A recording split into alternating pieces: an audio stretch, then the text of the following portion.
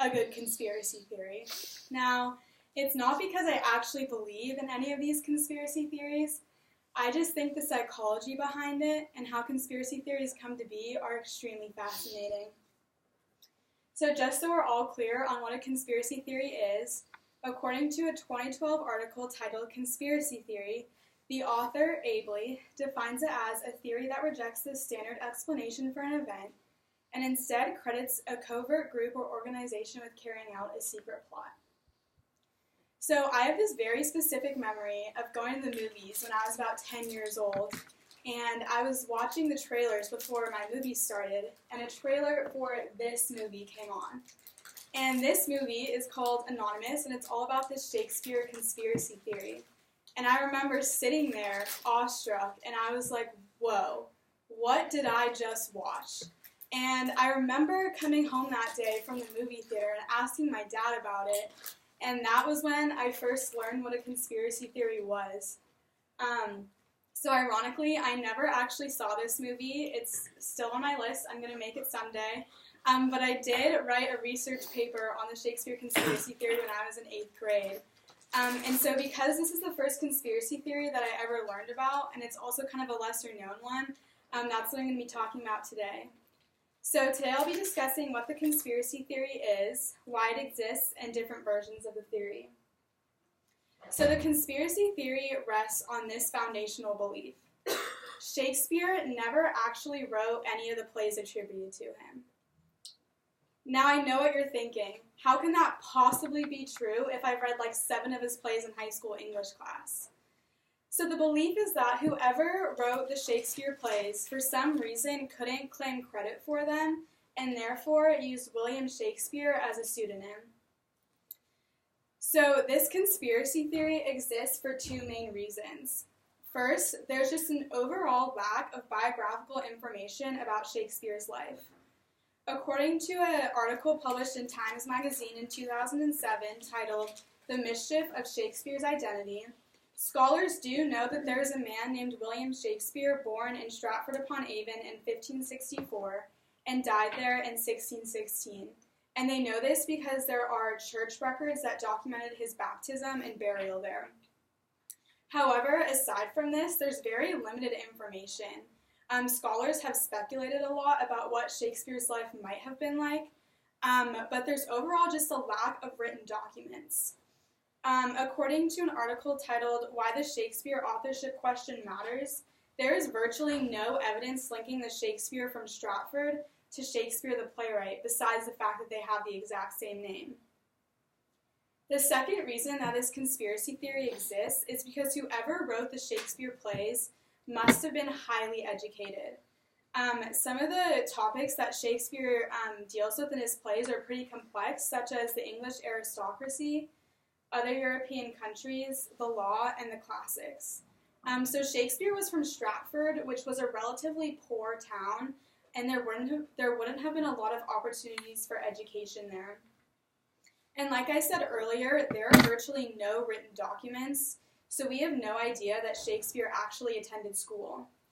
And according to an article published in 2008 by Emily Smith that was published in the scholarly journal Literary Compass, some even believe that the real Shakespeare might have been illiterate. And this is because there are 6 surviving signatures of Shakespeare's. And as you can see, they're very inconsistent. He actually spells his name differently in each one, and they all look very different. And they're all really hard to read and pretty illegible. And some believe that this points to the fact that Shakespeare never learned how to read or write, which is kind of problematic if you're supposed to be one of the greatest authors of all time. And so essentially what the argument is here is how could somebody from a poor, lower middle class town with no evidence of an education grow up to be one of the most famous authors of all time? So if Shakespeare didn't write Shakespeare, then who did? So there's a lot of potential contenders for the true author of the Shakespeare plays. However, the most popular one is this guy, Edward de Vere. So according to The Guardian, in an article titled Who Really Wrote Shakespeare by Robert McCrum, this is a particularly popular viewpoint, And proponents of this idea that Edward de Vere was the true Shakespeare include Mark Twain, Charlie Chaplin, and Sigmund Freud. So there are several compelling reasons why Edward de Vere could have been the real Shakespeare. First of all, he was the 17th Earl of Oxford, so he definitely had the right education and social standing to be really knowledgeable about some of the topics that Shakespeare discusses. He was also an author and poet himself, and he had several works published. However, mysteriously, after Shakespeare's first work was published, nothing of de Vere's was ever published again, which could point to the fact that he decided to pick up a pseudonym. He was also nicknamed the Spear Shaker because he was particularly good at sporting events and tournaments. And also, some of the events that occur in the plays parallel events of his own life. So, for example, the character Hamlet and de Vere are seen to have many similarities. And then what I found the most fascinating when I was researching this topic was that according to a 2012 article by Robert Prechter, published in the Oxfordian, in de Vere's personal Bible, there are Bible passages highlighted, or not highlighted, they didn't have highlighters back then, but underlined and annotated that are then referenced directly in Shakespeare plays. And if de Vere was the real Shakespeare, one possible reason why he might have not been able to accept credit is because, like I said earlier, he was the 17th Earl of Oxford, which was of super high social status, and to be a theater writer was seen as kind of a more low-level kind of author to be a playwright, so he might not wanted that to have, brought his social status down. So, in conclusion, today I discussed what the Shakespeare conspiracy theory is, why it exists, and a potential contender for the true author of Shakespeare. So the next time you're in English class reading one of his plays, you might want to think to yourself, whose words am I actually reading?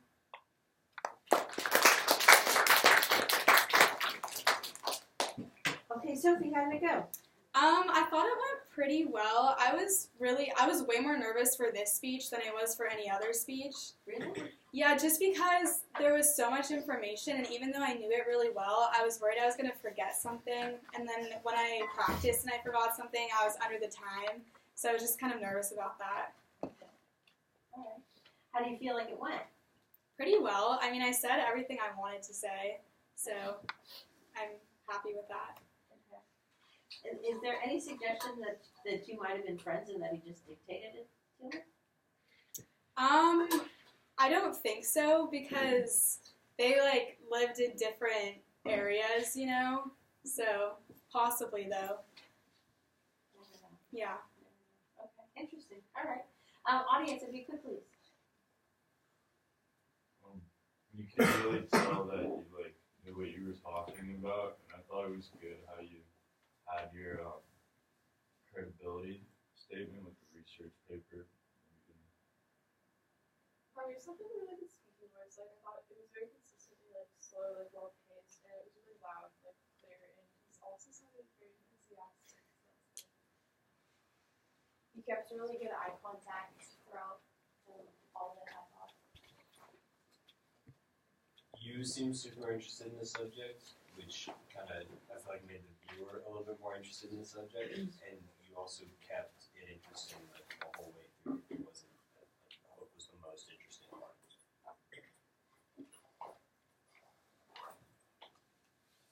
Okay. Sophie, first of all, really interesting topic. A couple of things that I'll highlight for you. First of all, I thought it was really easy to track your introduction. I think you did a nice job of laying out an attention getter and using the image to sort of get our attention and get us interested in the topic.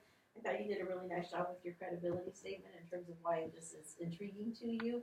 And I thought it was really clear where you were going to be going with your speech. You laid out what your points were going to be. If there was anything, maybe make that statement about reading Shakespeare early on. You've all sort of been exposed to him.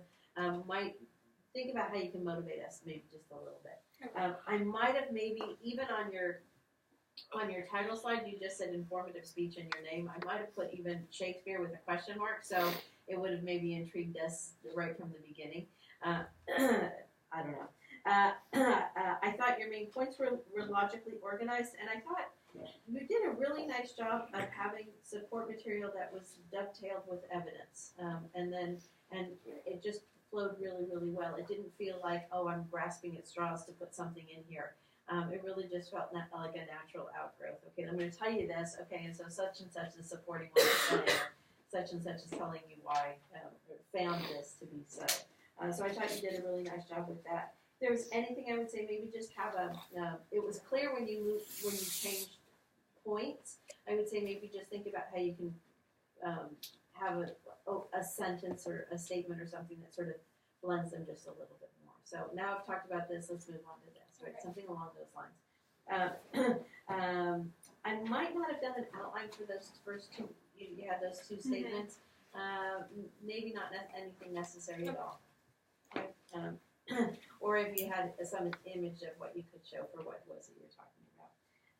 I thought your eye contact was really. Other than that, I'm glad you showed the picture of the other guy. Maybe just have his name written down so we can kind of see his name and see what he looks like and have his name written down.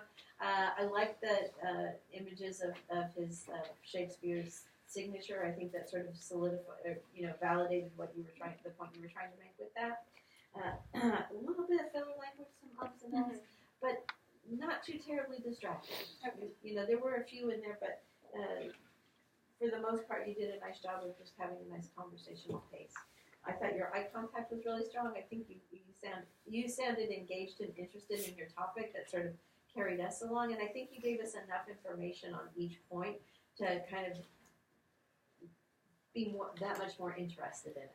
So I thought that was nicely done. Nice poise. Nicely done. Thank you. Thank you.